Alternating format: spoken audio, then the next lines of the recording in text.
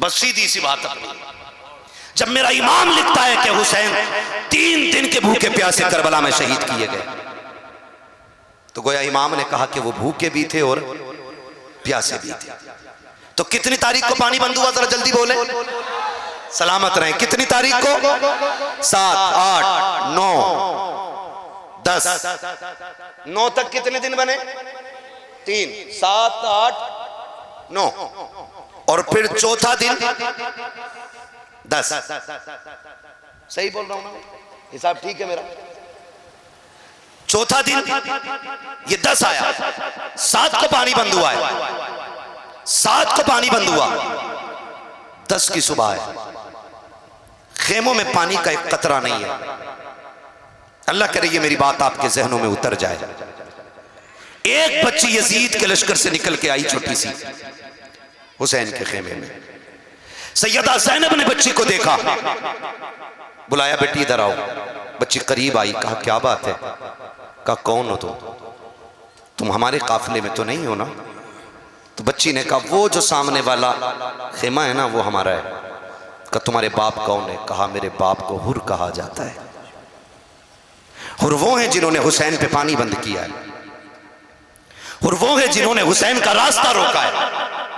उनकी बच्ची 10 की सुबह में आ जा रही है। सैयदा ज़ैनब ने बुलाया, बुला करके कहा बेटी तब तो हमारी मेहमान बन गई हो। हमारे खानदान का उसूल ये है कि हमारे घर पे जो मेहमान आया करते हैं वो कभी खाली नहीं लुटाए जाते हैं। ए बेटी आज मजबूरी है, हमारे घर पे पानी का एक कतरा भी नहीं है। अगर होता तो तुझे पिला दिया जाता, अगर रोटी होती, एक लुकमा भी होता, बेटी पहले तुझे दिया जाता। लेकिन आज अफसोस ये है कि हमारे खेमों में न पानी है न रोटी है, जिससे तेरी मेहमान नवाजी की जाए। ये बेटी कभी वक्त मिल जाए तो मदीने आ जाना, वहां हम तेरी मेहमान नवाजी करके दिखा देंगे। अल्लाह अकबर। इतने में हुसैन की सकीना सामने से गुजरी है, आपके कानों में 2 बालियां थी। सैयदा ज़ैनब ने इशारा करके कहा था, ज़ैनब से सकीना जरा इधर तो आओ। कहा क्या बात है फूफी? कहा बेटी हमारे घर पे मेहमान बन के आई है, हमारे घर पे आज देने के लिए कुछ नहीं है। अगर तेरी इजाजत हो तेरे कान की एक बाली से निकाल के दे दो। अल्लाह अकबर। अली का घर भी क्या घर है कि उस घर का हर एक बच्चा जिसे देखो वही शेरे खुदा मालूम होता है। हजरत सकीना ने कहा था फूफी जी निकाल लीजिए। कहा बेटी तेरे कान का जेवर है, क्या तू इजाजत देती है? तब सैयदा सकीना ने कहा था फूफी जान हमें जेवर से ज्यादा मदीने वाले मुस्तफा के घर से प्यार है, हमारा जेवर चला जाए हैरत नहीं है। अगर मेहमान दरवाजे से खाली चला गया दुनिया क्या कहेगी? तभी मैंने कहा था खुद तो खाते नहीं औरों को खिला देते हैं, ऐसे होते हैं मोहम्मद के घराने। नारे तकबीर, नारे रिसालत, जिक्र इमाम हुसैन हजरत अल्लामा मुफ्ती हम्माद रजा साहब क़िबला माशाअल्लाह। बहुत अच्छे, वाह। अल्लाह अकबर। तवज्जो है, बेटी किसकी है? हुर की। हुर कौन है? जिन्होंने पानी बंद किया। आ गई सैयदा के घर, तो आपने खाली नहीं भेजा, आपने खाली नहीं भेजा है, बल्कि अपनी बच्ची की बालियां उतार के कानों में डाली। और बच्ची जब वापस गई ना तो हजरत हुर ने देखा बेटी के कान में तो कुछ नहीं था। अब ये बालियां किधर से आ गई?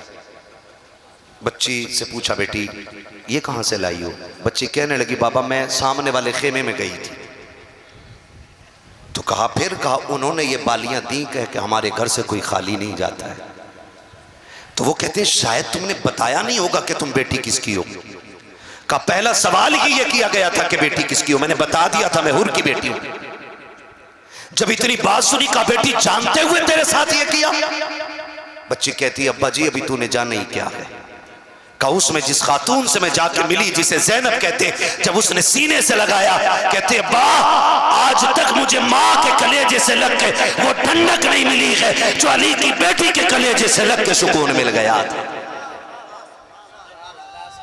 कहा कि उसके सीने से लगकर इतना सुकून मिला।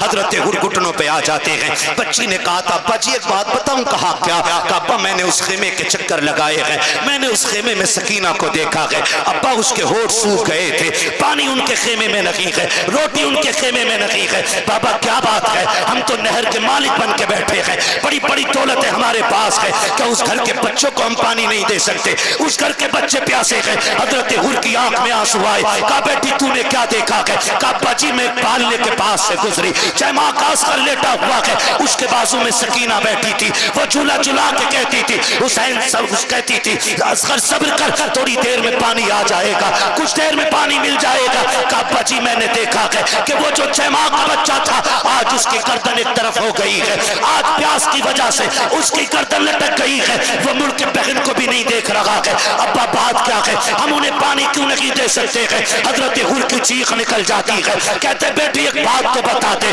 जरा सच बता, अगर मैं जाऊंगा तो माफी मिलेगी कि नहीं मिलेगी? अगर मैं गया मेरा गुनाह बख्शा जाएगा कि नहीं? हजरत हुर की बेटी ने कहा था, अब्बा जो मैंने देखा है वो तूने नहीं देखा है, वो इतने सखी है, इतने सखी है, अब्बा तुझे जाने में देर लगेगी, उन्हें माफ करने में देर नहीं लगेगी। अल्लाह अकबर। ये अली के घर की सखावत, ये उनके घर की शान है। फिर मेरा इमाम जब खुतबा देने आया ना तो एक एक जुमला हुर के दिल के पार हो गया, क्योंकि बेटी का बयान ही हुर के दिल में जगह बना चुका था। अब हुसैन के जुमले अब उस पे मोहर का काम कर रहे थे। मेरे इमाम ने कहा जिसे जन्नत चाहिए मेरे हाथ में हाथ देते। खुदा की कसम ये जुमले हुर के दिल में घर कर गए और दौड़ के आके कहने लगे हुसैन माफी मिलेगी? मेरे इमाम ने फरमाया नाम क्या है? कहा मेरी माँ ने मेरा नाम हुर रखा है। कहा इसका माना क्या है? कहा आजाद। फरमाया जा हुसैन तुझे जहन्नम से आजाद करता है, हुसैन तुझे जहन्नम से आजाद करता है। उतरे नहीं, घोड़े पे बैठे हुसैन। माफी तो मिल गई, अब कफारे का भी मौका दे। क्या करना? का तेरे नाम पे जान देनी है, इजाजत दे मैं जाना चाहता हूं। मेरे इमाम ने कहा हुर जाओगे? कहा हाँ। फरमाया जाओ फिर खुदा हाफिज। हुर जब मैदान करबला में आए, अमर इब्ने साद, भाई मैं अगर आफाक भाई के साथ रहता हूँ, तौफीक भाई के साथ रहता हूँ, तौसीफ साहब के साथ रहता हूँ, अल्लामा इस्माइल साहब के साथ रहता हूँ, मैं इन तमाम को अगर इनके साथ रहता हूँ तो मुझे मालूम होगा कौन कितने पानी में। भाई अपने साथ रहने वाले को सब जानते कौन कितने पानी में है ना, सब जानते हैं कि किसका वजूद कितना है। अमर इब्ने साद जानता था, एक मुद्दत हो गई थी हुर को उसके लश्कर में, उसे पता था हुर में ताकत कितनी है, कितने सिपाहियों का मुकाबला कर सकता है। हुर ने, अमर इब्ने साद ने हुर के मुकाबले के लिए उनसे 7 गुना ज्यादा सिपाही भेजे। कितने? 7 गुना। लगे तो नहीं है ना अभी? अभी असद भाई को भी सुनना, कितने गुना? 7 गुना ज्यादा ताकतवर सिपाही भेजे। हुर की तलवार उठी, बिजलियों की तरह उठी और टुकड़े करके डाल दिए। अमर इब्ने साद ने कहा हुर तुझे क्या लग गया भाई?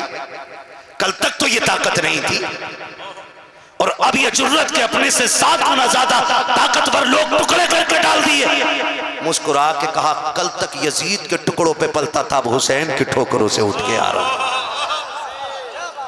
कहा तुमने जाना नहीं, कल तक मैं तेरे बाप के टुकड़ों पे, तेरे आका के टुकड़ों पे पलता रहा, अब उसकी ठोकर से उठ के आया हूं कि जिसके दर से जमाना खा रहा है। तभी तो मेरा ईमान कहता है कौन देता है, देने को मुंह चाहिए, देने वाला है सच्चा हमारा। अल्लाह हू अकबर। अमर इब्ने साद ने कहा रुको भाई, बात समझ में आ गई, ये अली के लाल से मिल गए हैं, अब आसानी से नहीं मारा जाएगा। का फिर ऐसा करो, दूर से हमला करो, तीर तलवार मारो, बर्छियां मारो, करीब मत जाना वरना टुकड़े करके डाल देगा, वरना टुकड़े करके डाल देगा। सबने ये बात कही और फिर चारों तरफ से हजरत हुर पे जब बारिश हुई, आप घोड़े से इस तरह नीचे आए जैसे आंख से आंसू टपक के रुखसार पे आता है। आप नीचे आए, शहादत का जाम पिया, यके बाद दीगरे शहादतें होती रही, शहादतें होती रही। पहले जानिसारों ने शहादतें दी, फिर सहाबा ने शहादतें दी, फिर मौलाए कायनात के शहजादों ने शहादतें दी, फिर बारी आ गई हसन हुसैन की आल की। खुदा की कसम तारीख गवाह है, एक एक शहादत खून के आंसू रुला देती है। और बात यह नहीं है कि हम सीना पीटने वाले लोग हैं, अल्लाह का शुक्र है हम बरेलवी हैं, हम सीना पीट के अली अली नहीं करते, हम सीना खोल के अली अली किया करते हैं। हम सीना खोल के अली अली किया करते हैं, सीना पीटना हमारा काम नहीं है। 10 मुहर्रम को मेरे इमाम ने 71 लाशें उठाई हैं। कितनी जोर से, कितनी 71, 71 मेरा इमाम उठा के लाया। लोग बात करते हैं कि नहीं नहीं जी वो बेदर्दी से शहीद हो गए, बस इतना कह दो खत्म। तेरे अब्बा का एक बार एक्सीडेंट होता है तो खोल खोल के बताता, लाइट डाउन थी, नजर कम थी, चश्मा छोटा था, अब्बा को घोड़ा नहीं दिखा, टांग से टकराए, फिर हेलमेट उधर लगा, फिर नीलगाय में घुस गए, ताकि तेरे अब्बा के उसके दिल में दर्द पैदा हो जाए जो तेरे बाप का कुछ लगता ही नहीं। अगर हम हुसैन की शहादत उनसे खुल के बताएं जो पलते ही ज़हरा के टुकड़ों पे है, तो फिर पेट में दर्द क्यों होता है? हम इसलिए नहीं बताते कि लोग सीना पीटे, हम इसलिए बताते कि कुर्बानी कोई आम नहीं थी करबला की। वो यूं ही शहीद आजम नहीं है, हाँ वजह उसकी 71 लाशें मेरे इमाम ने उठाई हैं, और उनमें गैरों की नहीं, अपने अकबर की भी लाश है, उसमें कासिम के टुकड़े भी हैं। हम तो जानते हैं खुदा की कसम, रोड पे एक्सीडेंट होता है, लोग देखने वाले गुजर जाते हैं, सच्चाई दुनिया गुजरती है, क्या हुआ का हाथ फट गए हैं, कोई कहता भेजा निकला हुआ है। लोग अगर देख सकते हैं तो देख लेते हैं, नहीं देख पाते तो यूं करके निकल जाते हैं। लेकिन अजनबी लाशों पे बैठ के रोया कोई नहीं करता है। लेकिन अगर उन्हीं हादसे के मकाम पर माँ आ जाए या बहन आ जाए, भाई आ जाए या बाप आ जाए, फिर लोगों को पूछने की जरूरत नहीं पड़ती है इसका बाप कौन है। जो रोड पर अपने सर पे मिट्टी डाल रहा होता है, लोग समझ जाते हैं मरने वाले का बाप है। जिसके सर पे दुपट्टा ना हो, लोग जान लेते हैं ये मरने वाले की माँ है। जिस बहन ने होश खो दिए हो, लोग समझ जाते हैं ये मरने वाले की बहन है। हुसैन तेरे सब्र को सलाम है, तेरी जुर्रत को सलाम है। जिनका एक चला जाता है उनकी कमर टूट जाती है। तू अकबर को लाया मगर टूटा ना था, तू असगर को लाया मगर टूटा ना था, तू मोहम्मद को लाया मगर टूटा तो ना था। हद तो तब हो गई जब मेरा इमाम हजरत कासिम के टुकड़े उठाने के लिए गया और मैदान करबला में गया। चारों तरफ देखा, हजरत कासिम नजर नहीं आए। आप सर पकड़ के बैठ गए, मालिक बता तो सही मैं जाके अपनी भाभी को क्या जवाब दूंगा, मेरा भतीजा किधर है। मैं आया अकबर को लेकर चला गया, अब्बास को लेकर के गया, एक एक करके सबको लेके गया। क्या कासिम को नहीं लेके जाऊंगा? कहाँ है मेरा कासिम? अल्लाह अकबर। यजीदियों ने इतने टुकड़े किए थे कि मिट्टी डाल दी थी टुकड़ों पे। आवाज आई गैब से, हुसैन चादर बिछा दे और कान लगा के सुन। जहां जहां से तिलावत की आवाज आती हो वहां वहां कासिम का टुकड़ा मौजूद है। मेरे इमाम ने वो चादर बिछाई है जो कंधे पे नाना मुस्तफा की रखी थी, जमीन पे ला के रखी, कान लगाया है। कहीं से सूरह रहमान की तिलावत की आवाज आ रही है, कहीं से सूरह यासीन की आवाज आ रही है। हाथ मिट्टी में डाल रखे हैं, कहीं से बाजू हाथ आ रहा है, कहीं से पैर हाथ आ रहा है, कहीं से सर हाथ आ रहा है। गठरी को उठाया है, कमर पे रखा है मेरे इमाम ने, और जब खेमे में लेकर के आए हैं हर लाश को उसके खेमे पे इमाम ने पहुंचाया था। लेकिन जब कासिम को लेकर के आए हैं उनके खेमे में लेकर के नहीं गए, बल्कि उनकी लाश को लेकर के उम्मे फरमा को नहीं बताया, बल्कि अपने खेमे में ला के रखा। सैयदा सकीना आ जाती है, बाबा जी भैया कहाँ है? कहा बेटी जाओ जाकर के बड़ी अम्मी को खबर कर दो कि चचा ने बुलाया है। सैयदा ज़ैनब सैयदा सकीना गई है, बड़ी अम्मी जान आपको बाबा बुला रहे हैं। हजरत ज़ैनब आई है, बैठ जाती है। इमाम मेरे इमाम ने कहा था भाभी पूछोगी नहीं कासिम कहाँ है? अल्लाह अकबर। देखो तो सही अली के घर का सब्र देखिए, खुदा की कसम कटरी को देख के कहा था उम्मे फरमा ने कि यही तो मेरे कासिम की लाश है। कहा तुम्हें कैसे पता? कहा माओ को पूछने की जरूरत नहीं पड़ती, खुशबू बता देती है बेटे जहां हुआ करते हैं। नारे तकबीर, नारे रिसालत, जिक्र अहले बैत। है तवज्जो सारे लोगों की, खुदा सलामत रखे सारे लोगों को।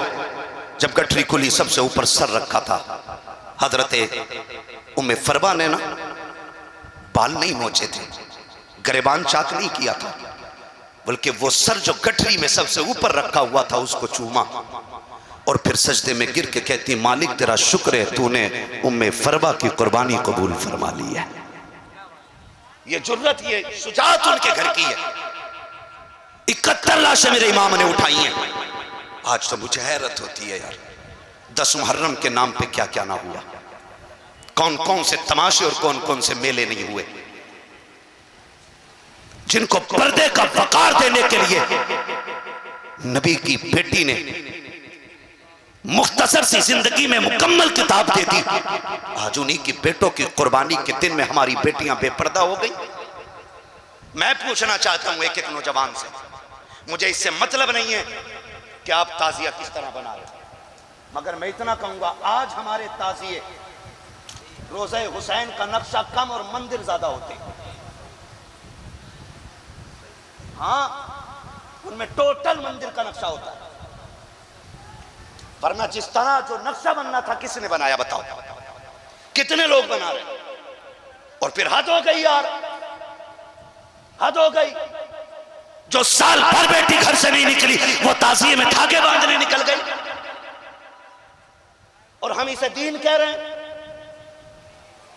मुझे बताओ, अगर रोज़े हुसैन का नक्शा ही क्यों ना हो, बताओ रोज़े हुसैन का नक्शा ज्यादा है या हुसैन ज्यादा है?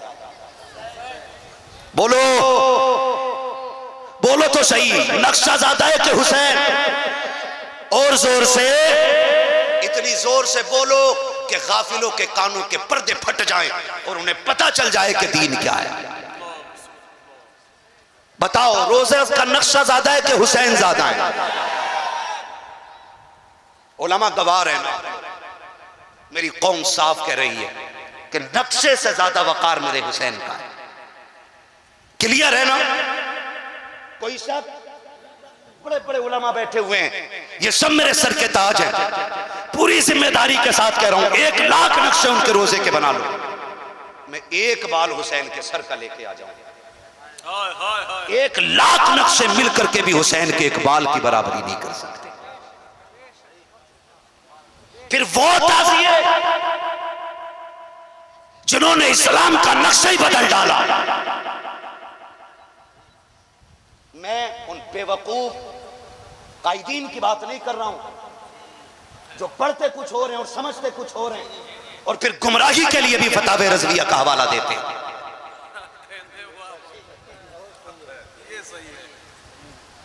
मैं नहीं चाहता इन चीजों में पढ़ना।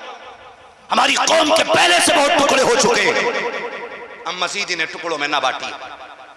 अगर आपकी समझ में फतावे रज़विया नहीं आ रही है, अल्लामा इस्माइल के पास आइए, हमारे इन उलमा के पास आइए, इनके बाल सफेद हो गए कुरान पढ़ते पढ़ाते। इनसे वो चैप्टर खुलवाइए जिसकी रोशनी में तुम जवाज के फतवे दे रहे हो बैठ करके। हाँ, मेरा फोटो लगाया, उस पर चिड़िया बना दी, वो वाली जो 11,000 की लाइन पे लगी होती है।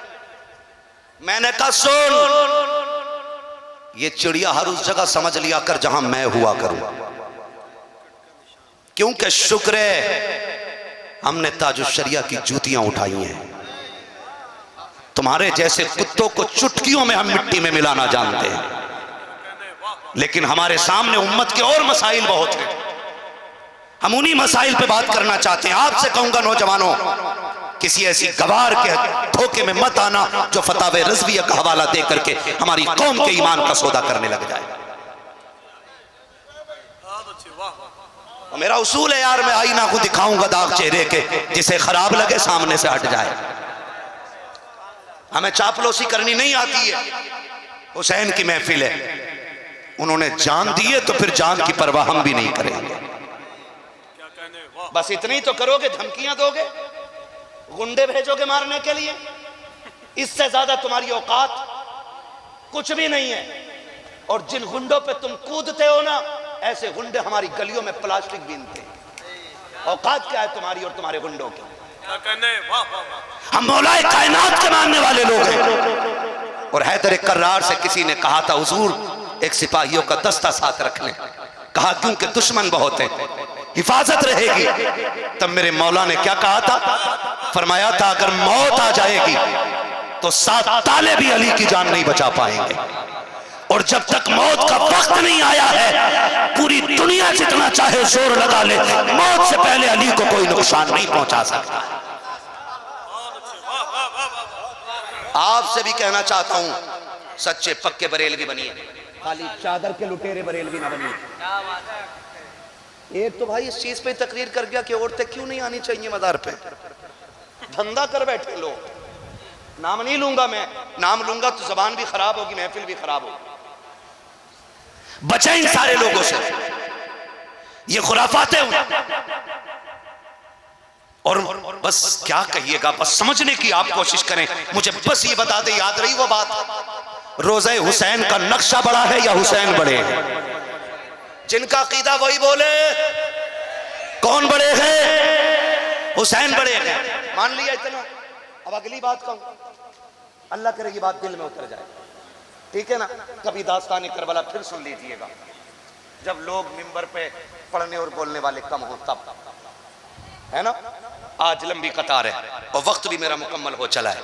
बस मैं आखिरी बात अर्ज कर रहा हूं, जरा कह दें या हुसैन।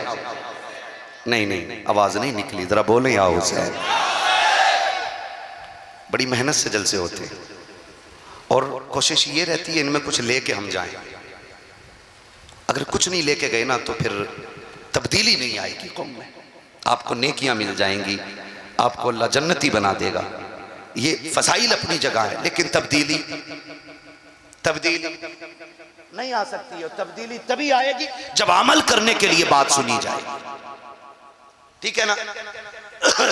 अगर आवाज है गले में तो बोलें जरा, बताइए रोजा बड़ा है कि हुसैन बड़े? और जोर से कौन? मुहर्रम की 10 तारीख है, 71 लाशें मेरे इमाम ने उठाई हैं, खुद सवारी पे सवार है। कहा ज़ैनब, कहा जी भैया, कहा सुनो, मेरी शहादत पे बाल ना नोचना, मेरे इंतकाल पे गरेबान चाक न करना। फरमाया बगैर मेरी लाश पे बेपर्दा मत आ जाना। एक तारीख की कोई लकीर मुझे लिखी हुई एक लाइन दिखा दो जिसमें यह लिखा हो हुसैन बाल नोच करके, ज़ैनब बाल खोल करके हुसैन की लाश पे आई।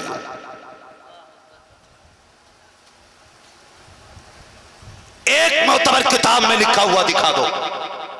मैं राफजियों की बात नहीं करता हूं, उन्हें तो सीना पीट नहीं है क्योंकि पिटाई उनका मुकद्दर है, और ये मेरे कहने की वजह से नहीं, अली की बेटी के कहने की वजह से है। क्या कहा था आका हुसैन? कहते अगर मैं शहीद हो जाऊं तो मेरी कब्र पर, मेरे जिस्म पर आपको बेपर्दा नहीं आना है। और आखिरी जुमले थे, ज़ैनब मुझे सजदा बचाना है, तुम्हें मां फातिमा का पर्दा बचाना है। मैं सजदा बचाने जा रहा हूं, तुम्हें पर्दा बचाना है। मेरा इमाम मक्तल में गया, तारीख गवाह है, इमाम शहीद हो गए हैं, लाशों पे घोड़े दौड़ गए हैं, लेकिन किसी ने सैयदा ज़ैनब को बेपर्दा नहीं देखा है। हाथ जोड़ कर कहता हूं बहनों के भाइयों से, बेटियों के बापों से, क्या डूबने के लिए इतना ही कम है कि दिसंबर के अंदर 5 मुस्लिम बच्चियां गैर मुस्लिमों के साथ होटल में पकड़ी गई हैं? क्या ये मर जाने के लिए कम है? कोसी जैसे शहर के अंदर पर्दा तोड़ने वाली बेटी गैर मुस्लिम के साथ चली गई है, क्या यह डूबने के लिए काफी नहीं है? रामपुर जैसे शहर के अंदर एक मुस्लिम बच्ची ने सैकड़ों मुस्लिम बच्चियां गैर मुस्लिम बच्चों के हवाले की है, क्या मरने के लिए यह काफी नहीं है? क्या डूब मरने के लिए इतना नहीं है? हम किस दिन संभलेंगे? कभी टोरी के नाम पे बेटियां निकाली, कभी ताजिए के नाम पे बेटियों को बेपर्दा किया। कौन सा मुंह सैयदा ज़ैनब को दिखाओगे? तुम्हें खुदा का वास्ता, अगर ज़ैनब हुसैन जैसे भाई के जिस्म पे बेपर्दा नहीं आती तो बेटियों को इन ताजियों पे जाने की इजाजत किसने दी है? ताकि बांधने की इजाजत किसने दी है? सुनो, तुम्हें ज़ैनब का वास्ता है, तुम्हें फातिमा का वास्ता है, जाके बेटियों से कह देना, ए बेटी, हुसैन वाली वो नहीं होती है जो ताजियों पे धागे बांधती है, हुसैन वाली वो होती है जो सरों पे दुपट्टे बांधा करती है। जवाब नहीं मुफ्ती साहब। इस किरदार को आम करो, आम करो। तुम्हारे यहाँ की औरतें मस्जिद में नमाज पढ़ती हैं, एक टाइम की भी नहीं जाती है? अरे जाती नहीं है औरतें मस्जिद में, जुमा पढ़ने भी नहीं जाती। सही बताओ, जाती है जुमे में? अरे अच्छा, अलविदा जुमे को उसमें भी नहीं, फिर ईद तो जाती होंगी ना? बोले हाँ, डर क्यों रहे, जाती है ईद की नमाज पढ़ने? बोले जोर से। इधर वाले भी मेरे भाई बोलते हैं, बड़ी बड़ी दूर से एक एक भाई आया है, खुदा आपकी मोहब्बतों को कबूल फरमाए और ज़हरा के लालों का सदका अता करे। मुझे पता बड़ी बड़ी दूर से नौजवान आए हैं और इनको मैंने नहीं बुलाया है, जिनकी महफिल है उन्होंने बैठा रखा है। मेरी औकात क्या है मैं किसी को बुला सकूं? ये तेरा करम है आका के बुला लिया है अपना, कहां मुझसे ये कमीना, कहां सिलसिला तुम्हारा। जाती है नमाज पढ़ने मस्जिद में? अरे बोलो भाई, नहीं बोलोगे ऐसे ही बोलता रहूंगा भाई, फिर असद भाई फजर बाद पढ़ेंगे। क्या राय है ना? तवज्जो है सारे लोगों की। जाती है जुमा पढ़ने, ईद पढ़ने? क्यों क्यों नहीं जाती? क्यों नहीं जाती है भाई? क्योंकि इस्लाम ने इजाजत ही नहीं दी। क्यों इजाजत नहीं दी? ताकि इनकी इज्जतें महफूज रह सके। जबकि मस्जिद में कोई नापाक नहीं आता मुफ्ती साहब, सारे ही पाक आते, सारे ही अल्लाह की इबादत करने के लिए आते। लेकिन शरीयत ने बेटी की इज्जत का इतना लिहाज किया, सिर्फ ज़ोहर असर नहीं है, मगरिब भी है और अंधेरी वाली इशा भी है, फिर उठने के बाद की फजर भी। कई इतनी नमाज़ें अंधेरे की भी है। मर्द औरत एक जगह जमा होंगे तो फितने के उठने का शायबाग है। शक है कहीं बेटियों की इज्जतों पे आंच ना आ जाए। अगर किसी के घर की इज्जत एक बार चली जाती है तो फिर वापस नहीं आती है। मैं पूछना चाहता हूँ दलाल पीरों से और दलाल मुरीदों से, जो इस्लाम 5 वक्त की नमाज के लिए मस्जिद में जाने की इजाजत नहीं देता, वो ताजिए पे धागे की इजाजत कैसे देगा? वो मेले की इजाजत कैसे देगा?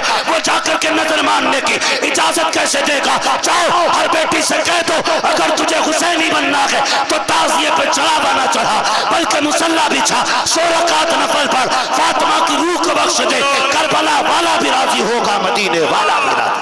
नारे तकबीर, नारे रिसालत, जिक्रे इमामे हुसैन, अल्लामा मुफ्ती हम्माद रज़ा साहब। वाह वाह वाह वाह, अरे जवाब नहीं मुफ्ती साहब, माशाअल्लाह। कितना लट फेरते अगर आज होते तो। हज़रत उमर फारूक आज़म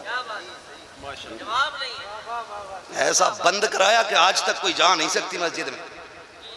एक उमर ने दुनिया की मस्जिद में जाने वाली औरतों का एक बार कह के जाना बंद कर दिया और सारे पीर मिलकर के अपनी मुरीदाएं नहीं रोक पा रहे। ये अच्छा है, कारी साहब लोगों को माशाअल्लाह, क्या बात है, वाह वाह वाह। कारी साहब लोगों को समझना चाहिए, समझना चाहिए सबको। ये दीन नहीं है। अहद करो नौजवानों, हम वो करेंगे जो अली की बेटी ने करबला में करके दिखाया है। वादा करते हैं इंशाअल्लाह, जाके बेटियों को बता दो हुसैन तेरी न्याज पे ऐसी न्याज से राजी नहीं होंगे जो मेले में जाके की जाएगी, जो ताजिए के आगे खड़े होके की जाएगी चौक में जाकर के। सुन, हुसैन को राजी करना है तो फिर तिलावत की आदि हो जा। पूछना चाहता हूँ एक एक बेटी से, जाओ बताओ तो सही पर्दा किसे कहते हैं। मैंने बड़े बड़े पर्दों वाली बेटियां देखी हैं, बड़े मैंने उसूल के घराने देखे हैं। अगर एक बेटे का इंतकाल हो जाता है तो माँ के दुपट्टे का पता नहीं होता है, बहन के कपड़ों का ख्याल नहीं होता है। मगर ज़ैनब तेरे हौसले को सलाम है, शरीयत की पाबंदी को सलाम है। तूने खातूने जन्नत की बेटी होने का हक अदा किया है। ओनो मोहम्मद के लाश पर कोड़े तोड़ते रहे लेकिन पर्दा नहीं छूटा है। सगे भाई की लाश पर कोड़े तोड़ गए लेकिन पर्दा नहीं छूटा। खानदान की लाशों को कोड़ों तले रौंद दिया गया लेकिन पर्दा नहीं छूटा। और अगली बात करने लगा हूँ, जब खेमों को लूटा जा रहा था तब अली की बेटी मगरिब की नमाज पढ़ रही थी। जब खेमे चलाए जा रहे थे तभी की नमाज पढ़ रही थी। कोई अली की बेटी ने बता दिया, हम दुनिया के लिए नहीं, हम तो खुदा के लिए दुनिया में तशरीफ लाए। यही हर घर का निजाम होना चाहिए। अल्लाह। वरना फिर कोई मतलब नहीं रह जाता। अगर तेरी बेटी मेकअप करके ताजिए के आगे खड़ी है तो कोई मतलब नहीं है तेरे सबील का, कोई मतलब नहीं है तेरे इंतजाम का। बड़ी कुर्बानियां लगी हैं तब दीन यहां तक पहुंचा है, बड़ी कुर्बानियां लगी हैं।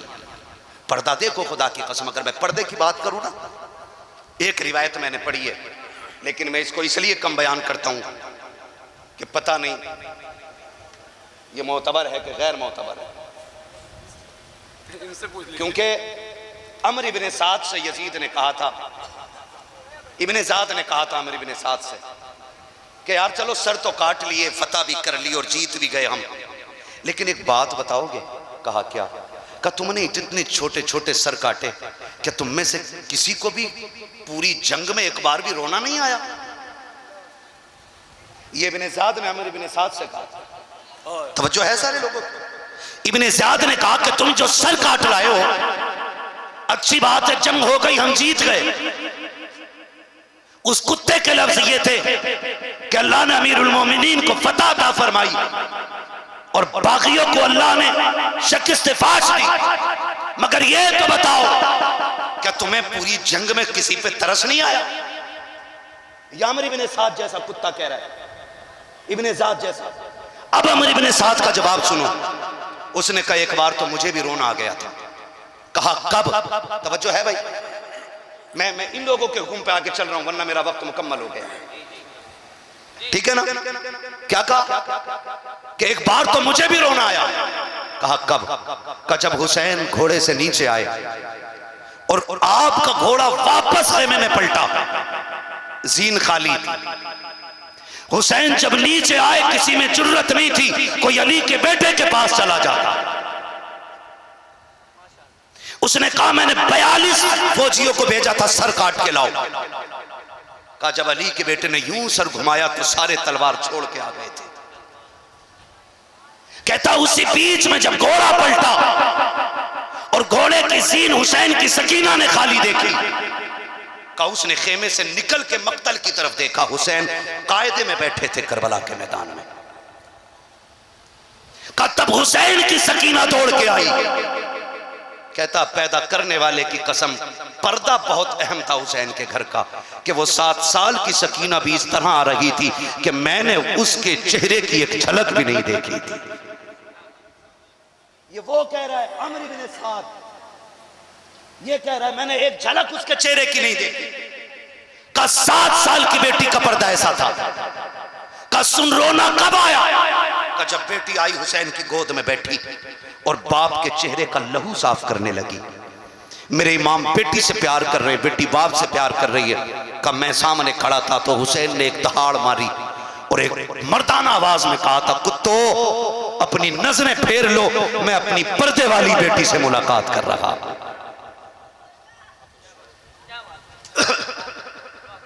जाओ जाकर के उन मुल्लों को, उन पीरों को जाकर दिखाओ जो ढोल के लिए मर गए और ढोल जिनके लिए मर रहा है। हाँ मुझे टेंशन नहीं है, पाए मुरा लंग ने इस मुल्क के खुदा तंग ने। कहा कि नजरें फेरो, मैं अपनी पर्दे वाली बेटी से मुलाकात कर रहा हूं। कहा उसके बाद हमने नजरें तो फेर ली, लेकिन क्या बताएं हम फिर भी घुड़की मार के देखते रहे। कहा मैंने गौर से देखा, उसके बाद हुसैन ने कहा था ज़ैनब सकीना को संभालो। कहा इतना कहा, फिर अली की बेटी जब आई है मैदान करबला में, कहा मैंने देखा सर से लेके पैर तक पर्दा ही पर्दा था, मैंने उसको बेपर्दा नहीं देखा। कहा रोना तब आया जब ज़ैनब सकीना को लेके जा रही थी और सकीना ने बाप के गले में यूं मजबूती से हाथ डाल रखे थे। का एक हाथ छुटाते थे, दूसरा डाल लेती थी, उसको छुटाते थे, ये हाथ डाल लेती थी। अल्लाह अकबर। का रोना उस वक्त आ गया जब हुसैन बेटी को अलविदा कह रहे थे। उस वक्त मैं भी रो दिया था जब सकीना बाप को चूम के जा रही थी। का हैरत ये है अली के घर वालों पे ये कट तो गए, लेकिन खुदा की कसम आखिरी लम्हों तक इन्होंने रब का कुरान पढ़ना नहीं छोड़ा था। अल्लाह अकबर। लोग बात करते हैं यार, कहते हैं हुसैन ने नेज़े पे सर पढ़, नेज़े पे कुरान पढ़ा, हुसैन ने नेज़े पे कुरान पढ़ा। मैंने कहा क्या कमाल है? क्या सिर्फ हुसैन का कमाल है? खुदा की कसम जब माँ फातिमा होती है ना तो फिर बेटे नेज़ों पे चढ़ के कुरान सुनाया करते। ये तरबियत माँ की होती है भाई। जो मुहर्रम के नाम पे मेलों में जाके लुट गई, वो किस मोहम्मद बिन कासिम को जन्म देगी? वो किस सलाहुद्दीन अय्यूबी को जन्म देगी? खुदारा बदलें अपने रवैये। मुहर्रम के नाम पे पर्दों की तौहीन न करें। ताज़िये के नाम पे हुसैन की बचाई हुई शरीयत से खिलवाड़ न करें। हुसैन अपने लिए करबला में नहीं आए थे, हुसैन खानदान के लिए करबला में नहीं आए थे, बल्कि ये जुमले थे आपके मक्के से चलते वक्त जब कहा था हुसैन आपका हो, तो यजीद के पास इतनी फौज नहीं जितनी अली के बेटे के पास फौज इकट्ठी हो सकती है। फरमाया मैं लड़ने नहीं जा रहा हूं। कहा कूफे वालों की गद्दारी मशहूर है, फिर भी जा रहे। फरमाने लगे हाँ। कहा क्यों? कि अगर कयामत में इन्होंने ये दावा कर दिया ना कि हुसैन को हमने बुलाया था, नहीं आए थे, तब हमने यजीद की बैत कबूल की थी। फरमाया फिर मैं रब की बारगाह में क्या जवाब दूंगा? फरमाया अब जान जाए तो जाए, हुजूर के दीन पे आंच नहीं आने देंगे। उम्मत के लिए हुसैन करबला में आया था, आज हुसैन के लिए बेटियां मैदान में निकल आई, बाजार में निकल आई। ये कौन सा दीन है हमारा? इसे दीन नहीं कहते, इसे शरीयत नहीं कहते। एक एक जवान को सलाम करता हूं जिसने शरीयत के दायरे में रह करके इमाम हुसैन की याद मनाई है। एक एक बच्चे को मेरा सलाम है जिसने शरीयत की हद में रह करके करबला वालों का तज़किरा किया है। एक एक बेटी की आबरू को सलाम है जिसने घर में बैठ करके करबला के नाम की न्याज कराई है। वो माँ इज्जतों वाली है जो घर में रखी है और घर में रहते हुए ज़ैनब के नाम के नारे लगाए। मगर खुदारा अगर कोई बेटी हुसैन के नाम पे बेपर्दा निकल गई है ना, तो फिर खुदा का वास्ता न करें ऐसा। आइंदा किसी बहन बेटी को ना निकलने दीजिएगा हुसैन के नाम पे बेपर्दा हो करके, इसलिए कि इसी पर्दे को ज़ैनब ने करबला में बचाया है। इसी पर्दे को ज़ैनब ने करबला में बचाया। और ये मत समझना मेरा हुसैन मजबूर था या है या होगा। हुसैन कल भी मुख्तार था, आज भी और कल भी मुख्तार रहेगा। हाँ क्यों? क्योंकि वो नबी का शहजादा है, नबी का शहजादा है। वक्त होता तो मैं बात करता, बस इतना समझ लो। एक वाकया सुना देता हूँ, मुझसे फरमाइश भी हुई है, मगर एक बात मैं करबला की बात की बता देता हूँ। 10 मुहर्रम को तारीख़ करबला मुकम्मल हो गई। मेरा इमाम शहीद, इमाम की शहादत के बाद हुसैनी किरदार को सैयदा ज़ैनब ने निभाया। जब करबला से इस काफिले को ले जाया गया तो 72 नेज़ों पे 72 सर। अहले बैत अतहार की शहजादियां ऊंट की नंगी पीठों पर, सबसे आगे अमर इब्ने साद, उसके पीछे हुरमला, उसके पीछे खूली, उसके पीछे सिनान। ये इस तरतीब से चले आ रहे थे। और मेरा इमाम ज़ैनुल आबिदीन पैरों में बेड़ियां, हाथों में हथकड़ी, गले में तोक। मुअर्रिखीन ने लिखा है कि हथकड़ियां जमीन पे सबसे पहले इमाम ज़ैनुल आबिदीन के लिए बनी। सॉरी, तोक गले का सबसे पहले इमाम ज़ैनुल आबिदीन के लिए बनाया गया। और इतना वजनी था वो तोक कि आप उसके वजन की वजह से रुकू की तरह झुक के चल रहे थे। क्या पता दीन क्या है। हमने तो ढोल को ही दीन समझ रखा है, हमने ताशों में दीन समझ रखा है। ढोल ताशे बजे। अमर इब्ने साद इब्ने ज़ियाद का हुक्म था कि इन मकतूलों के आगे ढोल बजने चाहिए ताकि दुनिया को यह पता चले कि यजीद की मुखालफत करने वाले मिटा दिए गए। इसलिए ढोल बजवाया था उसने, ताकि लोग उनका तमाशा देखने के लिए आए। इसलिए ढोल बजाया गया था। बहुत गौर से सुनिएगा। ये काफिला चला, कैदियों में सबसे आगे इमाम ज़ैनुल आबिदीन जो पैदल चल रहे थे, उनके पीछे सैयदा ज़ैनब जो ऊंट की नंगी पीठ पर रस्सियों में जकड़ी हुई हैं, उनके पीछे बाकी शहजादियां और औरतें और बच्चे थे। काफिला चलता रहा। एक जंगल से जब काफिला गुजरने लगा, इमाम ज़ैनुल आबिदीन ऐसे चल रहे थे कि पैर पूरा नहीं उठता था, बल्कि कमजोरी और तकलीफ का आलम यह था कि पैर खचेड़ के चल रहे, पैर खचेड़ के चल रहे। रास्ते में एक बूढ़ी खड़ी है, उसके हाथ में एक चादर है, चादर में गठरी बनी है, गठरी में कोई चीज है। सबसे आगे अमर इब्ने साद। उसने कहा ठहर, ये काफिला तेरा ही है? कहा हाँ। कहा तू सिपह सलार है इसका? कहा हाँ। कहा मेहरबानी कर एक बात बता, क्या तेरे इतने बड़े लश्कर में कोई तबीब है? तबीब मीन समझते? डॉक्टर, कोई तबीब है? तो अमर इब्न साद ने मजाक बनाने के तौर पे इमाम ज़ैनुल आबिदीन की तरफ देखा और देख के कहने लगा मेरे पास तो नहीं है, इससे पूछ ले, ये जो कैदी आ रहा है ना, हो सकता है ये तबीब हो। वो मजाक के तौर पे कह रहा है। बूढ़ी आगे बढ़ी और जाके इमाम सज्जाद से कहती है क्या तू तबीब है? मेरे इमाम ने मुस्कुरा के अमर इब्न साद का चेहरा देखा और फरमाने लगे माँ मैं भी तबीब, मेरा घर भी तबीब, मेरा घराना भी तबीब होगा है। तू मर्ज बता।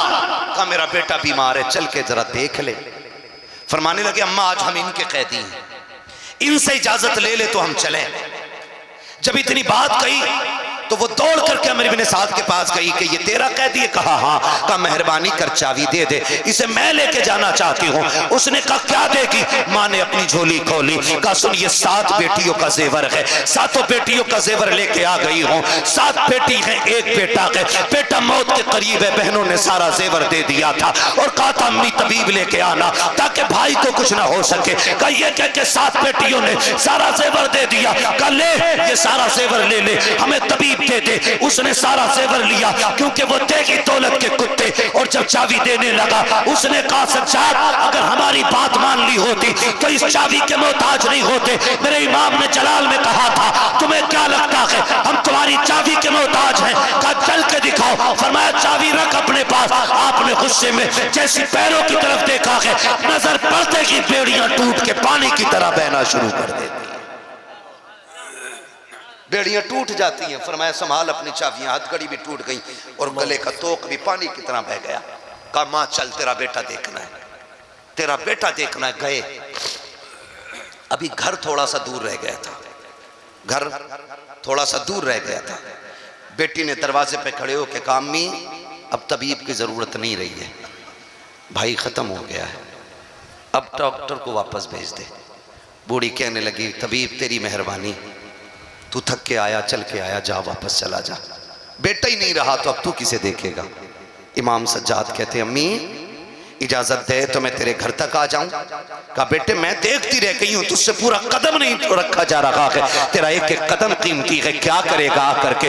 वापस चला जा। कहते अम्मा तो मेहमानों से ऐसा रवैया नहीं दिखाया जाता है, दरवाजे से मेहमान नहीं लुटाए जाते हैं, माँ इजाजत दे ना अंदर आने की। इमाम सज्जाद अंदर आए हैं, क्या देखते हैं 7 बहनें हैं चारों तरफ बैठी हुई हैं। इमाम ज़ैनुल आबिदीन भी जाके खड़े हो जाते हैं। जब बेटियों को रोते हुए देखा आपकी आंख में आंसू आ गए। एक बच्ची ने कहा था भाई हमारा गया कि तू क्यों रो रहा है? इमाम ज़ैनुल आबिदीन ने कहा था तुम्हारे आंसू देख के मुझे मदीने वाली सुहरा की याद आ गई है, मुझे अकबर की बहन याद आ गई है, उसकी याद ने रुला दिया है। कहा जा आगे बढ़े हैं और आगे बढ़ करके उस नौजवान की चादर हटाई है। फरमाया था सुन भाई बहनों को रुलाया नहीं करते हैं, उठ जा और बहनों को तसल्ली दे। इतना कहना था मुर्दा भाई उठ के बैठ जाता है। कहते अम्मा ले तेरा बेटा जिंदा हो गया है। उसके बाद पूछते हैं बता जेवर कितना था? का 7 बेटियों का जेवर था। का जा जितना सोना चाहिए उतनी मिट्टी लेके आ जा। पूरी तोड़ के गई है, दामन में मिट्टी भर लाई है। मेरे इमाम ने हाथ लगाया, का देख क्या है? अल्लाह ने सारी मिट्टी को सोना बना दिया है, मिट्टी सोना बन गई है। कहते अम्मा अब बेटा भी मिल गया है, सोना भी मिल गया है, अब तो जाने की इजाजत दे दे। बूढ़ी कदमों पे गिर जाती है, कहती है शहजादे ये तो नहीं जानती हूँ तू किस माँ का लाल है, किस घराने से ताल्लुक रखता है, कौन सी शाने लेकर के तू चल रहा है, लेकिन इतना तो बता के जाना पड़ेगा। कहा क्या? कि वो नेज़ों पे सर किसके थे, वो कटे हुए सर किसके थे? मेरे इमाम ने कहा था वो सब मेरे खानदान के सर हैं। कहा अच्छा का सबसे आगे सर किसका था? कहा मेरे बाप का सर है। उसके पीछे सर किसका? का चचा अब्बास का सर है। का वो सर किसका था? का अकबर का सर था। का वो सर किसका था? का कासिम का सर था। एक एक सर को बताते रखे। बूढ़ी ने कहा बेटे एक बात बता दे, तू मुझे बतागा कि नहीं? कहा माँ पूछ तो सकी। कहा तूने मेरा एक जिंदा कर दिया है, अपने 72 जिंदा क्यों नहीं कर सका है?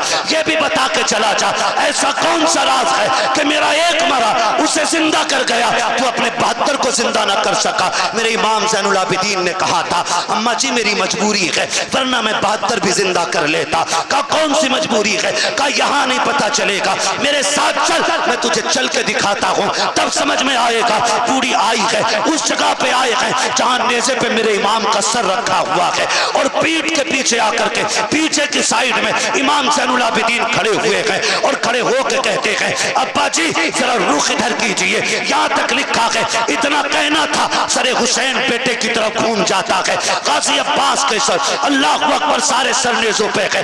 इमाम ज़ैनुल आबिदीन कहते हैं अब्बा जी अब वो कुरान सुनाइए जो पूरा सफर बेटे को सुनाते रहे हैं। इतना कहना था, लबे हुसैन हिलने लग जाते हैं। सूरह रहमान की तिलावत शुरू होती है। जब चंद आयतों की तिलावत हो गई, मेरे इमाम ने बूढ़ी से कहा था अम्मा आपको समझ में आया कि नहीं? कहा बेटे अब भी नहीं समझी। कहा देखती नहीं है, मेरा बाप ने से पे है लेकिन कुरान पढ़ रहा है। बात यह है जिंदा वो किए जाते हैं जो मर जाया करते हैं, जो पहले से जिंदा होते हैं वो जिंदा नहीं किए जाते।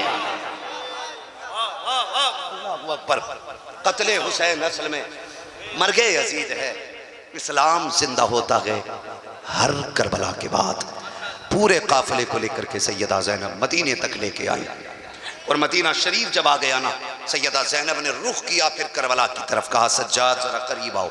इमाम ज़ैनुल आबिदीन को करीब खड़ा किया और रुख करके करबला की तरफ कहती हुसैन गवाह रहना, मैंने तेरा बेटा खैरियत से मदीने तक पहुंचा दिया है, मदीने तक पहुंचा दिया। कहा सज्जाद ज़ैनब की ड्यूटी पूरी हुई, अब जाओ घर। इसीलिए मैं कहता हूँ बचा के कूफे से आबिद को लेके आई है, कमर में बारे इमामत उठा के लाई है, अली की बेटी को झुककर सलाम करी सलाम, तेरी अमानतें घर तक बचा के लाई है, तेरी अमानतें घर तक बचा के लाई है। फरमाया गया इन्नल्लाहा मास्साबिरीन, अल्लाह सब्र करने वालों के साथ है, सब्र करने वालों के साथ है। अपनों को माफ़ करने का हौसला रखे, अपनों की खताओं को बख्शना सीखे। अपना दिल तोड़ दे तो सीने से लगाने की ज़रूरत रखिएगा। एक दूसरे से दुश्मनी निभाने का वक्त नहीं है, एक दूसरे मुसलमान भाई को सीने से लगाने का वक्त है। अब हवाएं हमारे खिलाफ हो गई हैं, दुश्मन ताक में है। अब हुजूर की उम्मत को होश के नाखून लेने की ज़रूरत है। मैं जितने नौजवान बैठे सबसे कहूँगा खुदारा तालीम हासिल करें, इल्म हासिल करें, पढ़ें, और इतना पढ़ें कि तुम्हारे कलम, तुम्हारी जेब का कलम तुम्हारी ताकत का एहसास दिला दे, ताकि तुम्हें कोर्ट में खड़े होकर के, कचहरियों में जाकर के किसी के आगे दौलत फेंक करके उसके जूते उठाने ना पड़े। इतने काबिल बन जाइए कि लोग तुम्हारे कलम से घबराने लग जाए। और नौजवानों, अमीर होना बड़ा बात नहीं है, पैसे वाला होना बड़ी बात नहीं है, कोठियों वाला होना बड़ी बात नहीं है। बड़ी बात यह है कि आप इल्म वाले बन जाइएगा, इल्म वाले बन जाइएगा। मैं अगर पूछ लूँ ना, इस हज़ारों के मजमे में कितने नौजवान IAS की तैयारी कर रहे हैं, कितने IPS की तैयारी कर रहे हैं, या कितनों ने IAS फाइनल कर लिया है, कितनों ने IPS कर लिया है। मुश्किल से 1% बंदे खड़े नहीं हो सकते। क्या राय तौफीक भाई, सही है ना? 1% हमारे नौजवान इस लायक नहीं है कि किसी पोस्ट वाले बंदे के आगे खड़े होकर बात कर सके। रोना इस बात का नहीं है कि तुम्हारी हुकूमत नहीं है, रोना इस बात का नहीं है कि तुम सत्ता में नहीं हो, रोना इस बात का नहीं है कि पावर तुम्हारे पास नहीं है, रोना इस बात का है कि तुम में काबिल कोई नहीं। हम वो मोहताज हैं कि जो एक वक्त के लुकमे को भी बिना भीख मांगे नहीं खा सकते। बदलें अपने रवैये। जो भाई कमा रहे वो अहद करके उठे कि अपने भाई को ना मैं इतना मजबूत बनाऊंगा कि जहां खड़ा हो जाएगा कौम की आवाज बनता हुआ नजर आएगा। हर भाई वादा करे जिसे अल्लाह ने दौलत दी है। और मुझे तो हैरत होती है, जलसे आपके इलाके में सबसे ज्यादा होते और सितम भी आपके इलाके में सबसे ज्यादा होते, और सुधरते भी फिर भी नहीं है। हाँ, फिर भी नहीं सुधरते। घर तुम्हारे तोड़े जाएं, दीवारें तुम्हारी फोड़ी जाएं, जेलों में तुम्हें डाला जाए, फिर भी अकल नहीं आती है। जो ठोकर खा के न संभले वो कैसा मोमिन है? मोमिन वो है, फरमाया गया मोमिन कभी एक बिल से दोबारा नहीं डसा जाता है।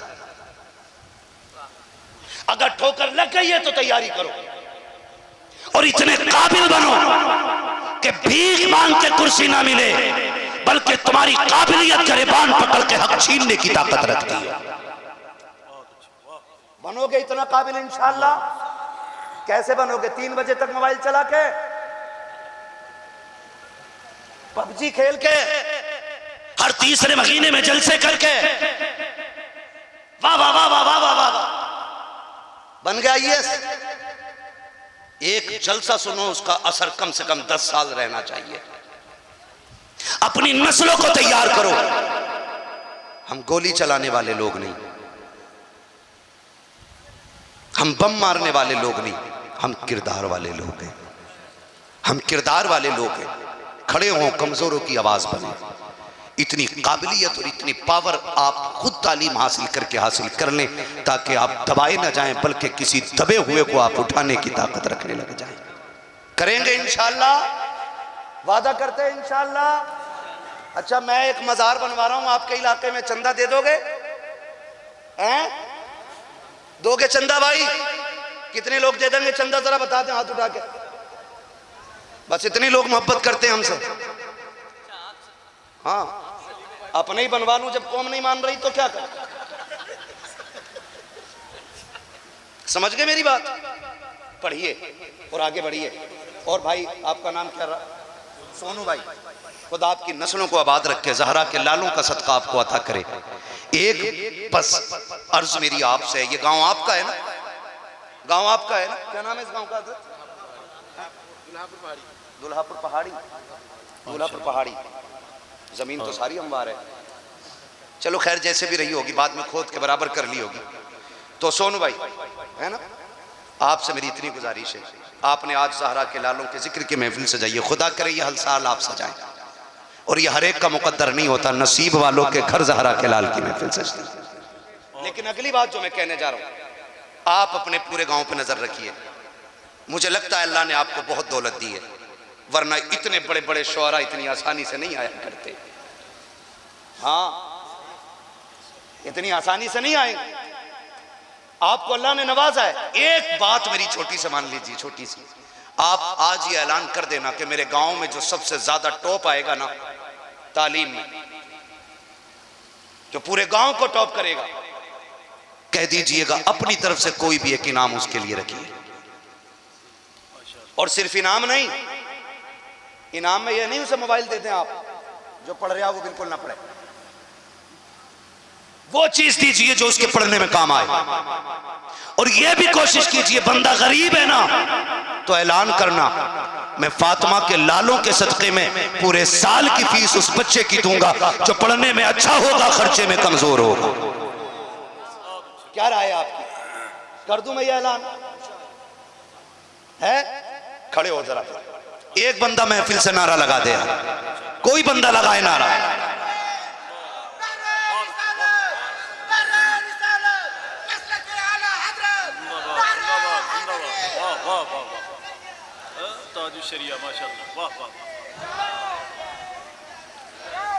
मैंने सोनू भाई से कह दिया है, अगर आपकी इस बस्ती में कोई बच्चा टॉप करेगा और गरीब होगा, ताकत नहीं होगी आगे बढ़ने की, माइंडेड होगा, उसका खर्चा ये उठाएं जितना हो सके। खुदा की कसम खा के कहता हूं, जलसा एक दिन सजा के, जिस दिन ये MBBS बन करके मेडिकल लाइन में जाकर के कुर्सी पे बैठ के कहेगा, लोगों 6 दिन दवाइयां पैसे लेकर दी जाएगी, एक दिन दवाई सारा के लालों के नाम पे फ्री लुटाई जाएगी। दवाइयां ये देगा, अल्लाह बरकतें आपके खाते में अता फरमाता रहे। मैं उसे सेठिया नहीं मानता जो मुंबई से गाड़ी ला के गाँव में चला के दिखाता है। वहां भंगार का मालिक हो, यहां भी भंगारी लगे। मेरी नजर में सेठ वो है जिसे अल्लाह ने दौलत दी है तो वो समझे ये सिर्फ मेरे लिए नहीं, हुजूर की गरीब उम्मत का भी इसमें हिस्सा रखा गया है। अब नौजवानों तुम्हें पढ़ना है, कोई ये उज्र ना करे मैं पढ़ना चाहता था, पैसे नहीं थी, मेहनत कर, गांव को टॉप कर और अच्छी डिग्री लेके आ। कामयाबी के लिए हुसैन का गुलाम तेरी मदद के लिए तैयार बैठ गया है। करेंगे इंशाअल्लाह। और फिर हिम्मत हारने की जरूरत नहीं है आपको। आपके हौसले के लिए मैं ये बात कह दूं, मेरे इमाम ने कहा था, आता है फकीरों पे उन्हें प्यार कुछ ऐसा, खुद भीख दें और खुद कहें मंगते का भला हो, मंगता तो है मंगता, कोई शाखों में दिखा दो जिसको मेरे सरकार से टुकड़ा मिला। करेंगे इंशाअल्लाह। अल्लाह ताला हमारी इस महफिल को अपनी बारगाह में कबूल फरमाए, सबको ज़हरा के लालों का सदका अता फरमाए। और ये महफिल सजी है, इसमें जो भी बातें कही गई हैं अल्लाह तमाम उम्मत मुस्लिमा को उस पर अमल करने की तौफीक अता फरमाए। अब रहने दीजिए मेरे भाई, प्लीज़ मेहरबानी करें, 1.5 घंटे से ऊपर हो गया है, 1.5 घंटे से ऊपर हो गया। नहीं बस मैं आखिरी बात मेरी सुन लें कि मेरे भाई ने शजरे को कहा था, मुझे नहीं मालूम वो कहाँ से आया था, कितनी दूर से आया था। वो कह गया बोले शजरा पढ़ दिया जाए। मैं इतना थक गया हूँ कि 2 शजरों की मेहनत लग गई है इसमें तकरीबन। हाँ ठीक है ना ऑपरेटर साहब, अब आप ई को ऐसा करो जैसे असद भाई के नंबर पे करो, मैं भी तुम्हें गा के दिखाऊं। है ऑपरेटर साहब जिंदा? ठीक ठीक है मेरे भाई, बेटा बोले जरा सुभान अल्लाह। हाँ भाई पता नहीं वो भाई चला गया क्या है, मैं नहीं जानता हूँ, लेकिन उसने कहा है और मैं पढ़ दे रहा हूँ ताकि इनका भी हुक्म रह जाए और आपका भी मन रह जाए। जरा कह दे सुभान अल्लाह। उठेगा कोई नहीं अपनी जगह से, मुझे कोई उठ के दाद नहीं दे।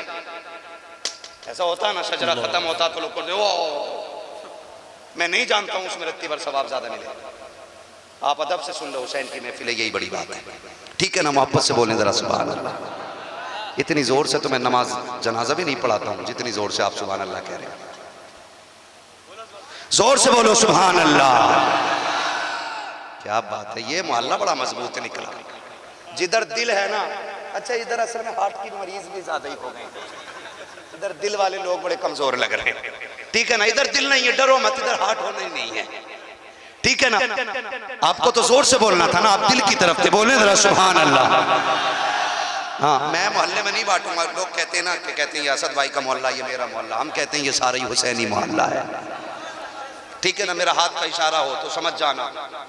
क्या समझोगे? मौलवी सांस लेना चाह रहा है, ये समझना, मौलवी की सांस फंस रही है। नहीं नहीं, अपनी सांस उखड़ती है, उसको जरा तसल्ली देनी है ना, एक बार की सुभान अल्लाह में क्या उखड़ जाएगा। ठीक है ना, कोई बात नहीं, बड़ों की बातें बड़ी रहती है। ठीक, आप जरा बोलें सुभान अल्लाह। आदम के बेटे शीश, ऐसा घूर के देखो कि भैया तो मैं उठ जा रहा हूं, मेरी ड्यूटी पूरी हो गई है, मुफ्ती साहब से पैसे ले लिए,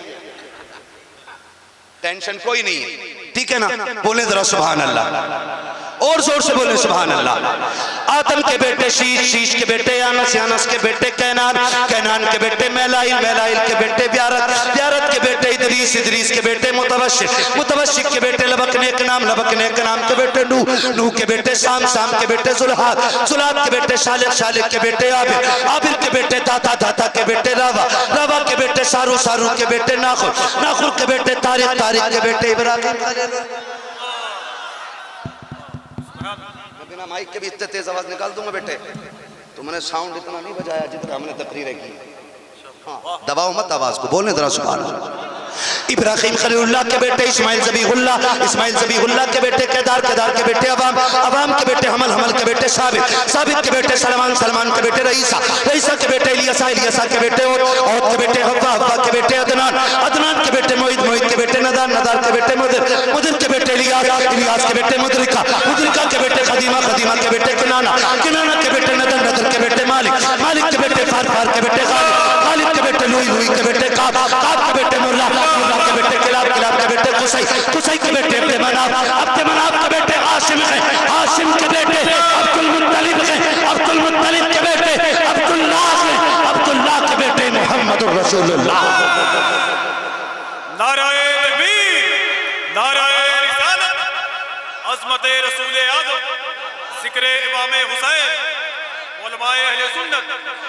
बस जो हुए गलातुल कमा फरमाए रब्बे कायनात। जिंदगी ने दिया साथ, फिर होगी मुलाकात, चमन रहा फूल खिलेंगे, जिंदगी रही फिर मिलेंगे, मुसाफिर हैं हम भी, मुसाफिर हो तुम भी, किसी मोड़ पर फिर मुलाकात होगी। फकीरान आए सदा कर चले, सदा खुश रहो ये दुआ कर चले। सारे लोग कलमा शरीफ पढ़ लीजिए, ला इलाहा इल्लल्लाहु मुहम्मदुर रसूलुल्लाह, अस्तगफिरुल्लाह रब्बी मिन कुल्लि ज़ंबिन व अतूबु इलैहि व मा अलैना इल्लल बलाग। अस्सलामु अलैकुम व रहमतुल्लाहि व बरकातुहू।